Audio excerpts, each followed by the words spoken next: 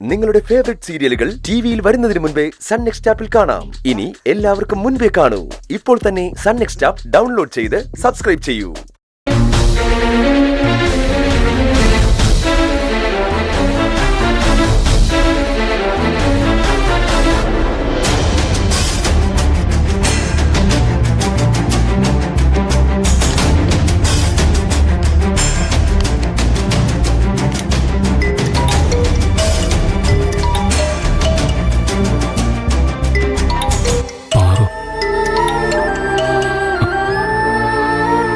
Hello Paru, എന്റെ കൂടെ വന്നതിന് അമ്മ വഴക്ക് പറഞ്ഞോ?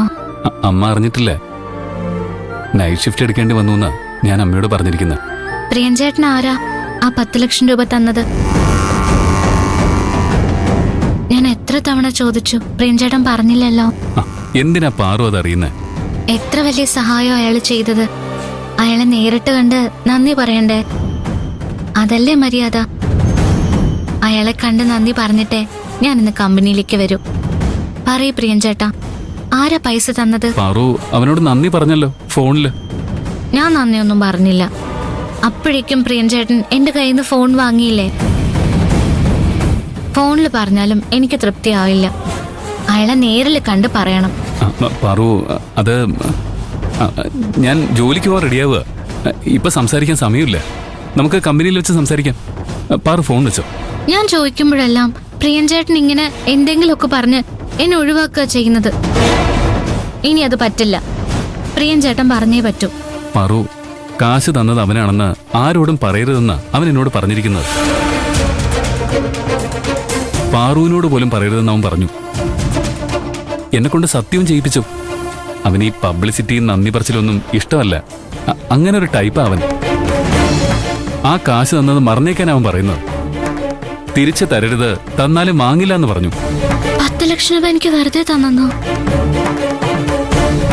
ആ ആളെ എനിക്കിപ്പം മനസ്സിലായി. ഈശ്വര, കാശ് തന്നത് കൈലാഷ് സാറാണെന്ന് പാറുവിന് മനസ്സിലായോ? അവളത് ഊഹിച്ചതായിരിക്കും. പക്ഷെ അവള് കൈലാഷ് സാറിനോട് നന്ദി പറഞ്ഞ അവളോട് ഞാനെല്ലാം തുറന്നു പറഞ്ഞു എന്ന് കൈലാഷ് സാർ കരുതും. പ്രിയൻചേട്ടൻ എന്താ മിണ്ടാത്ത? പാറു, നീ നന്ദി പറയൊന്നും ചെയ്യരുത്. അറിഞ്ഞതായി പോലും കാണിക്കരുത്.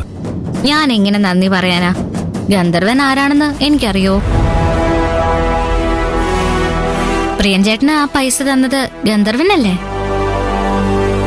പ്രിയൻചേട്ടൻ പറയൊന്നും വേണ്ട. പറയാതെ തന്നെ എനിക്ക് മനസ്സിലായി. എനിക്കെന്തെങ്കിലും പ്രശ്നം വരുമ്പോ ഞാൻ ആവശ്യപ്പെടാതെ തന്നെ എന്നെ സഹായിക്കുന്ന 2 പേരേ ഉള്ളൂ. ഒന്ന് പ്രിയൻചേട്ടനും ഗന്ധർവനും. അത്രയും വലിയ തുക തന്നെ എന്നെ സഹായിക്കണമെങ്കിൽ എനിക്കത് തിരിച്ചു കൊടുക്കാനുള്ള കഴിവില്ലാത്തത് കൊണ്ട് ആ പൈസ വേണ്ടെന്ന് വെക്കണമെങ്കിൽ പ്രിയൻചേട്ടൻ പറയാതെ തന്നെ എനിക്ക് മനസ്സിലാവും അത് ഗന്ധർവൻ തന്നെ ആയിരിക്കും. പ്രിയൻചേട്ടാ, ഗന്ധർവൻ ആരാ? എവിടെയാ? എനിക്ക് കാണണം, നന്ദി പറയണം. പറയൂ പ്രിയൻചേട്ടാ, ആരാ ഗന്ധർവൻ? പ്രിയൻചേട്ടൻ പലതവണ ഗന്ധർവനെ കുറിച്ച് എന്നോട് പറയാൻ ശ്രമിച്ചിട്ടുണ്ട്.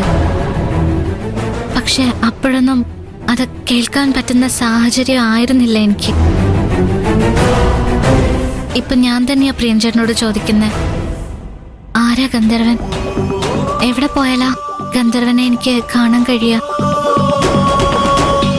പറയൂ പ്രിയൻചേട്ടാ, ഗന്ധർവൻ ആരാ? എന്താമേ ദാ വരുന്നു. പാറു, അമ്മ വിളിക്കുന്നു. നമുക്ക് പിന്നെ സംസാരിക്കാം.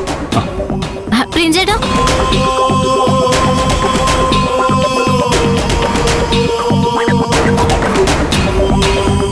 പാറു ഗന്ധർവനെ മറന്നതായിരുന്നു. ഞാനാ വീണ്ടും ഓർമ്മിപ്പിച്ചത്. ഇപ്പൊ അവൾക്ക് ഗന്ധർവൻ ആരാണെന്ന് അറിയണം, കാണണം, സംസാരിക്കണം. അവള് വീണ്ടും ഗന്ധർവനെ മറക്കണം. അതിനെന്തെങ്കിലും ഒരു വഴി കണ്ടുപിടിച്ചേ പറ്റൂ.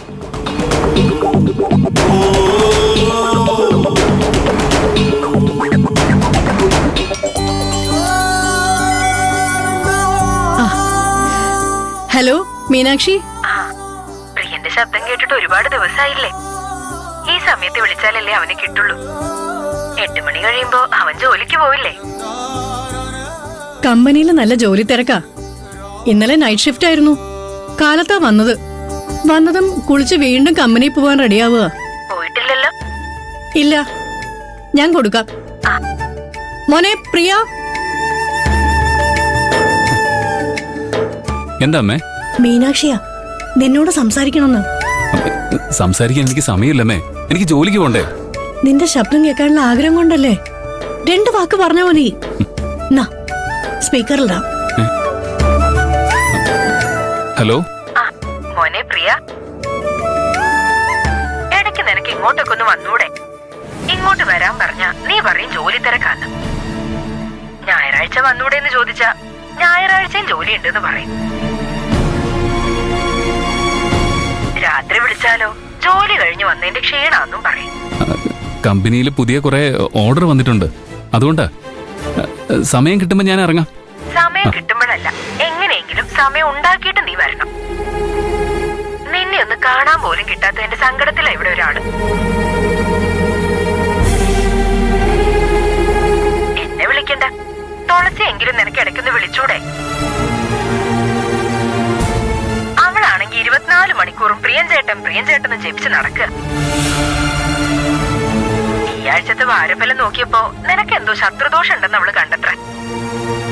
ഭദ്രകാളി ക്ഷേത്രത്തില് നിന്റെ പേരില് ശത്രുസംഹാര പുഷ്പാഞ്ജലി കഴിക്കാൻ പോയിരിക്കുക അവള്. സമയം കിട്ടുമ്പോ നീ അവിടെ ഒന്ന് വിളിക്കണം. വിളിക്കാം. ഇന്ന് തന്നെ വിളിക്കണം. മീനാക്ഷി, കഴിക്കാനുള്ള എടുത്ത് വെക്കേ. ആ എന്താ പ്രിയനാ? പ്രിയനാണോ? എനിക്ക് സംസാരിക്കണം. ഇതാ മോനെ പ്രിയ, നിനക്ക് സുഖം തന്നെയല്ലേ? ആ സുഖം തന്നെ. എനിക്ക് ജോലിക്ക് പോണം, ഇപ്പൊ തന്നെ വൈകി. അമ്മയോട് സംസാരിച്ചോളൂ. നിന്റെ അമ്മയോട് മാത്രമല്ല, നിന്നോടും കൂടി എനിക്ക് സംസാരിക്കണം. ഫോണിലല്ല, നേരിട്ട്. ഞാൻ അങ്ങോട്ട് വരുന്നുണ്ട് നാളെ തന്നെ. സംസാരിച്ച് നിൽക്കാൻ സമയമില്ല. കമ്പനി ചെന്നില്ലെങ്കിൽ പ്രശ്നമാവും. അവരെന്തിനാ ഇങ്ങോട്ട് വരുന്നത്? അവരിവിടെ വരുമ്പോ ഞാനിവിടെ ഉണ്ടാവണ്ടേ? എനിക്ക് സമയം കിട്ടില്ല. കുറെ ദിവസം കണ്ടിന്യൂസ് ആയിട്ട് ഓവർ ടൈം എടുക്കേണ്ടി വരും. ഞാൻ ഫ്രീ ആവുമ്പോ വിളിക്കാം, അപ്പൊ വന്നാ മതിയെന്ന് അമ്മ അവരോട് വിളിച്ച് പറയും. ഞാൻ ആവശ്യപ്പെട്ടിട്ട് അവരിങ്ങോട്ട് വരുന്നത്. അമ്മേ, നിന്നെ ഇങ്ങനെ കയറൂരി വിട്ടാ ശരിയാവില്ല. നിന്നെ നിയന്ത്രിക്കാൻ ഒരാള് വേണം. അമ്മ പറഞ്ഞാ നീ അനുസരിക്കില്ലല്ലോ. അമ്മ നിനക്ക് പേടിയില്ലല്ലോ. തുളസിക്ക് മാത്രമേ നിന്നെ നിയന്ത്രിക്കാൻ കഴിയൂ. അമ്മേ. എടാ, എനിക്ക് പ്രായം കൂടി വരിക. വീണ് പോകുന്നതിന് മുമ്പ് കടമകൾ മുഴുവൻ ചെയ്തു തീർക്കണം.